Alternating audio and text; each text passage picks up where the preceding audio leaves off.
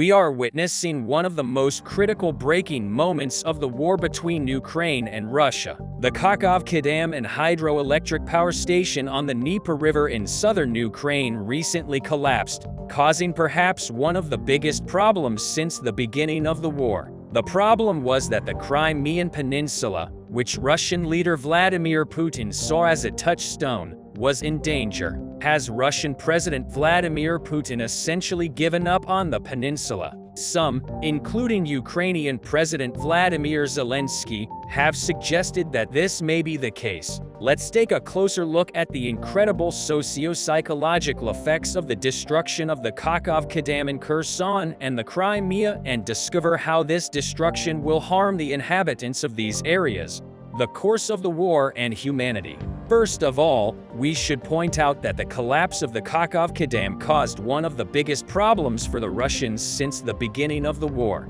The dam played an important role in the survival of Crimea because an important channel of the Kakhovka Reservoir fed the Crimean Peninsula, which Putin valued most. The collapse of the Nova Kakhovka Dam in southern Ukraine jeopardized the supply of fresh water to Russian-occupied Crimea. The Nova Kakhovka Dam collapsed after months of maintenance problems and is currently unable to deliver fresh water to the peninsula. Military positions and vital supply routes on both coasts were submerged. Residents of Crimea are preparing for the largest mass exodus since the beginning of the war after the dam collapsed. Hundreds of thousands of people, first in Kherson and later in the Crimea, were ordered to evacuate as the flood waters passed through the downstream areas. Crimea does not have much time left. In addition, many Russian positions and trench lines in Kherson were also flooded after the dam collapsed.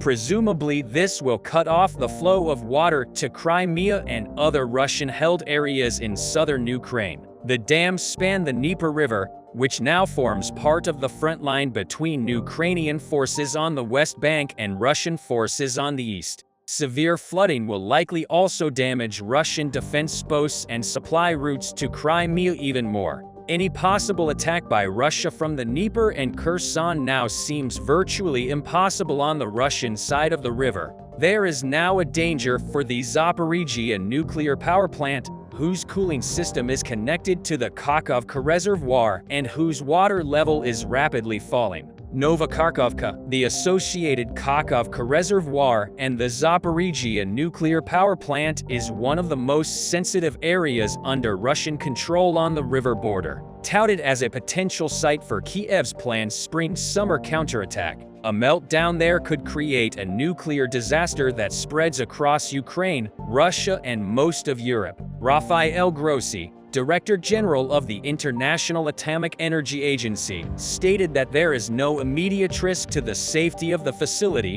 but stressed that the long-term discharge of cooling water from this area that is melting may pose a danger. The emptied reservoir also poses problems for the North Crimean canal, which stretches to 50 miles to the south and east to supply fresh water to the Russian-occupied peninsula. Most of the water from the North Crimean Canal is used for agriculture or industry, but about a fifth is traditionally used for drinking water, which meets most of the peninsula's needs. Vladimir Leontiev, the head of the occupied Kherson region established by the Kremlin, has already issued a red alert for the canal. In addition, the head of the occupation authority, Sergei Aksionov, announced that although the peninsula's reservoirs currently have sufficient water volume, the water level of the canal is at risk of falling. When we consider all these official statements, only one reality emerges. That is, the collapse of the dam is at a level that could destroy the agriculture of Crimea. Russian leader Vladimir Putin and his government promised the people of Crimea that they would solve the huge water problem on the peninsula.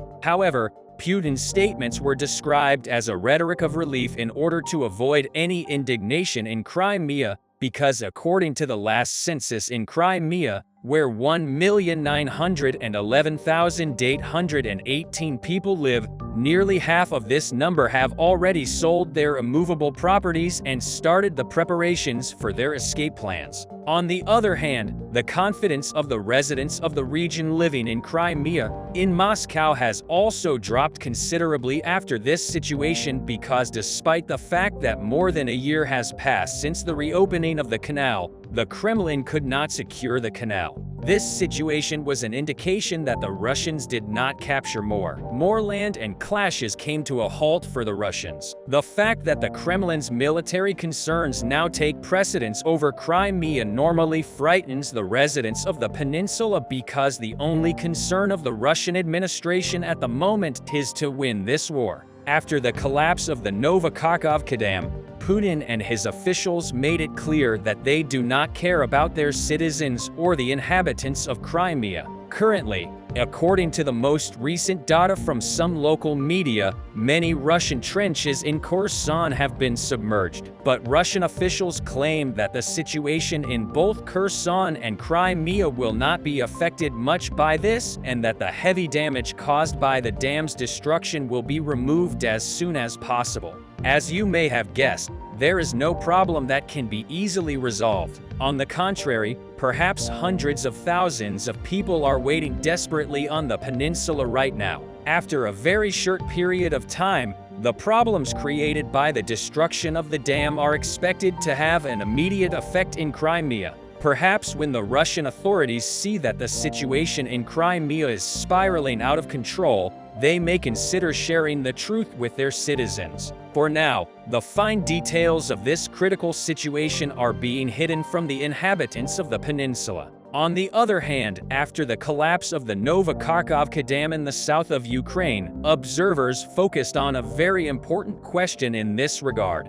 Who is behind the demolition of the dam? While Ukraine argued that Russia was behind the explosions that damaged the Kakhovka hydroelectric power plant and destroyed the dam, Moscow blamed Kiev. Ukrainian leader Vladimir Zelensky shared very critical evaluations on this issue in a statement he made online. According to Zelensky, Russia's deliberate destruction of the Kakhovka reservoir, which is particularly critical for providing water to Crimea, shows that Russian forces already understood that they would have to flee Crimea. On the other hand, Kremlin spokesman Dmitry Peskov accused Ukraine of an act he described as sabotage and acknowledged that the dam's collapse could affect Crimea's water resources. In addition, Peskov claimed that Ukraine's aim was to deprive Crimea of water and that the North Crimean canal already receives significantly less water. The Russian-appointed governor of Crimea, Sergei Aksyonov, has already confirmed that the North Crimean canal risks becoming shallower, while Russia and Ukraine blame each other for the explosions that damaged the Kakhovka hydroelectric power plant and destroyed the dam. Let's take a look at what might actually happen on the peninsula in the future.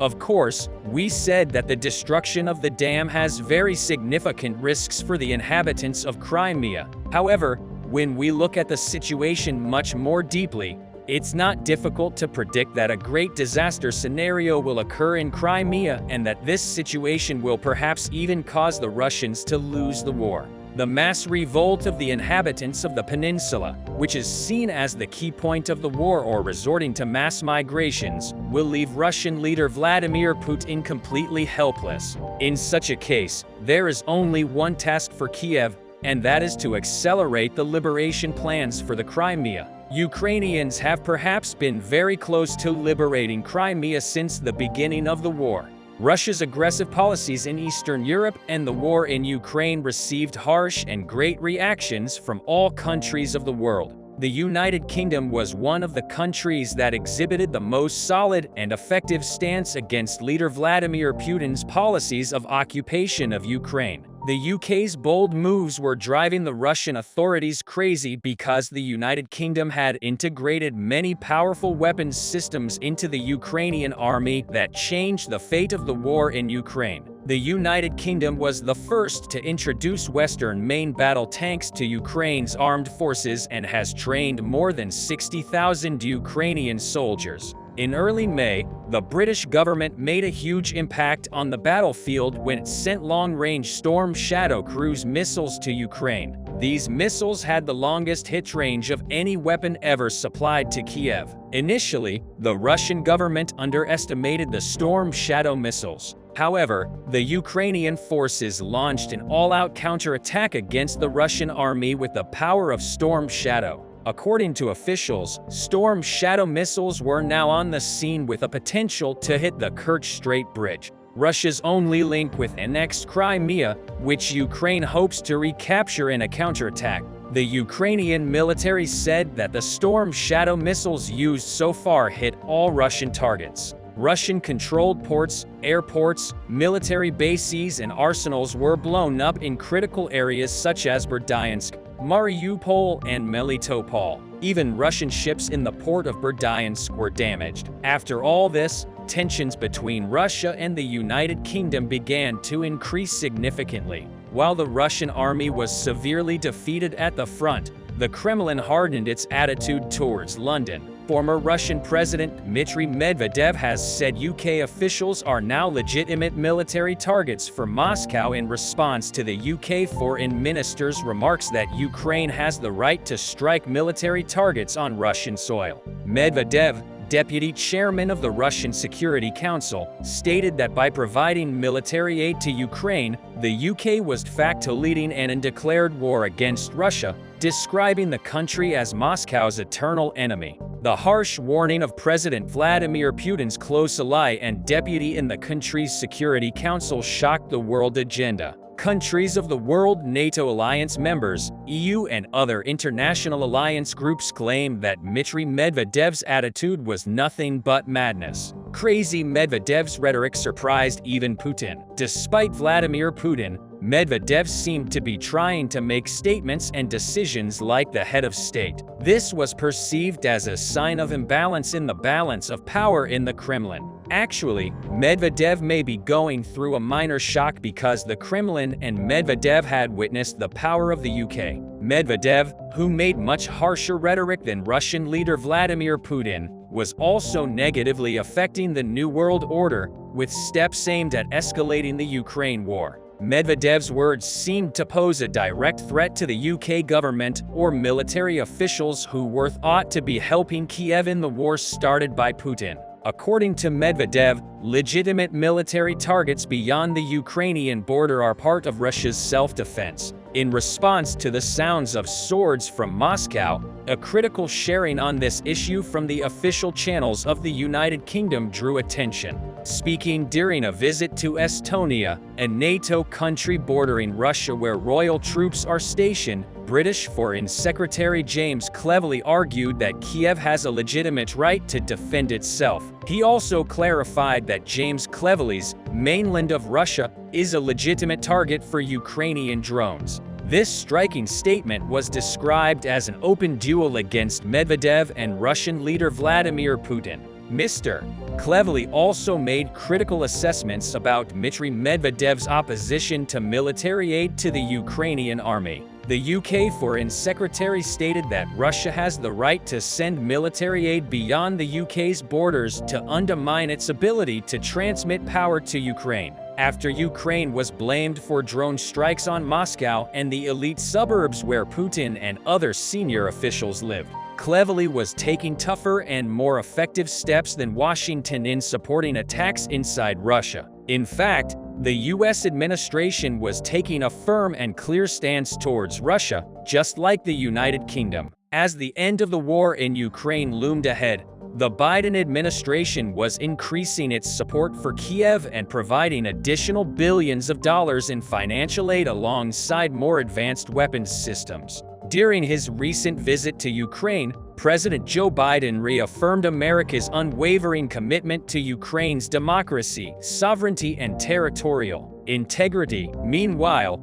the Washington defense establishment has largely ignored Russia as a long-term threat to US and NATO security. According to them, Russia not only lost the war in Ukraine, but was so crushed by Ukraine's resistance that it will not pose a threat to NATO in the coming years. The poor performance of the Russian military in the early stages of the war in Ukraine astonished almost the entire U.S. defense community, just as the Russian Air Force was unable to gain air superiority. The war also revealed problems with logistics, command and control, intelligence and naval operations of the Russian army. Ukraine's successful resistance is seen in the West not only as an end in itself, but also as a means of advancing the strategic goal of weakening Russia's military too much to pose a future threat to NATO. Now, many in the Washington defense community, especially in the Pentagon, consider this strategy a success.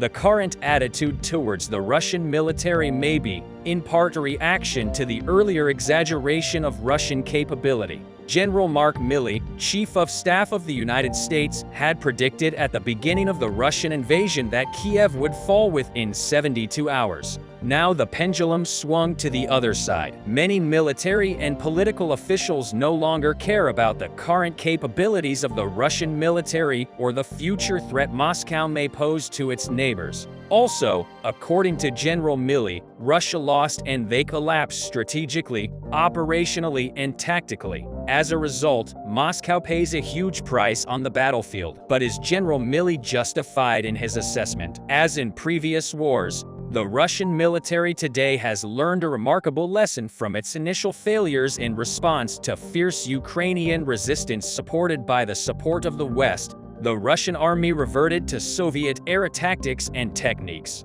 Specifically, this meant relying on mass and brute strength to outsmart an opponent. But Moscow lacks the financial resources, population, and industrial base to make up for its current losses, rebuild its military, and surpass Ukraine. Even if Ukraine continues to receive Western support, the Russian military quickly adopted the use of drones for both reconnaissance and attack and developed tactics and techniques against Ukrainian drones. The Russians have changed the way that they use fixed-wing aircraft and helicopters to account for Ukrainian air defense. In addition, Putin's army has also improved its counter-battery capabilities. But all this did not prevent the Russian army from being rooted on Ukrainian soil and the failure of Moscow's invasion operation. On the other hand, the claim that the Russian invasion has diminished as an acute military threat to NATO will likely play a role in current debates about both the size and composition of future U.S. defense budgets.